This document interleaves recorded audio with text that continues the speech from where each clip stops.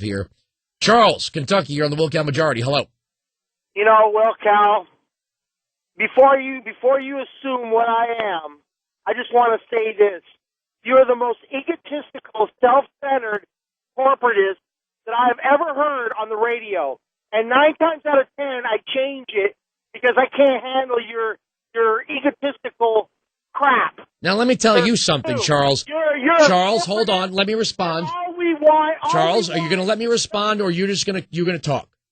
Can I just say one more thing? No, you're going to let me respond to that because this is my radio program and my ego drives it. Flattery will get you nowhere. Well, you know what? Let me tell you something. You are not a conservative. Really? You know, and you have no right. I have no right. You have no right. You're too chicken to serve this country, the country that you espouse all these freedoms and everything. If you're so high and mighty, why don't you get your butt out there in the... See, I knew this call was coming in. Charles, this was the most predictable call.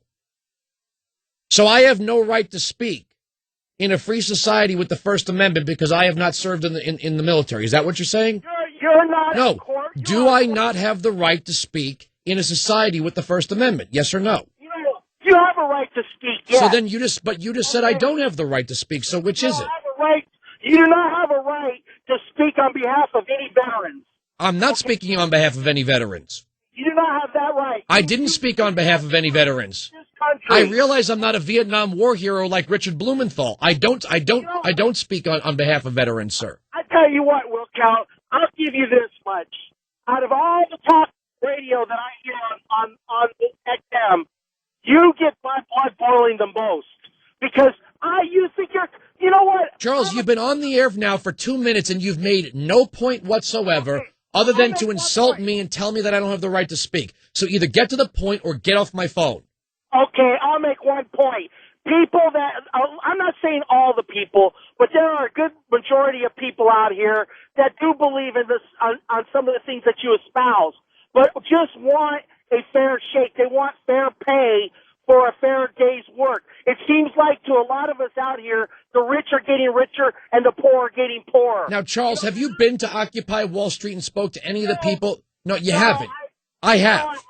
None of these people are out there talking about fair wages and fair work. They're talking about collapsing the system, ending capitalism, imposing Marxism. The literature they're handing out either has Karl Marx or Vladimir Lenin on the cover of it. So instead of telling me, no, Charles, instead of telling me that I don't have the right to speak and I'm some sort of chicken, you know what, because I've never served in the military, maybe I know what I'm talking about from being on the ground there.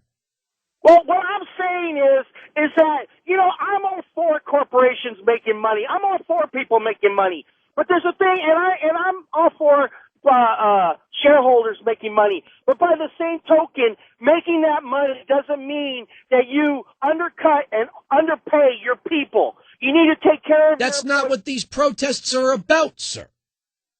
Well, That's not what these protests are about. You've screamed at me now for a total of 3 minutes and 30 seconds about a protest that you've never been to.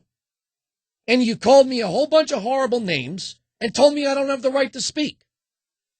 I love this. I'm the most arrogant and Line 6695 Patriot.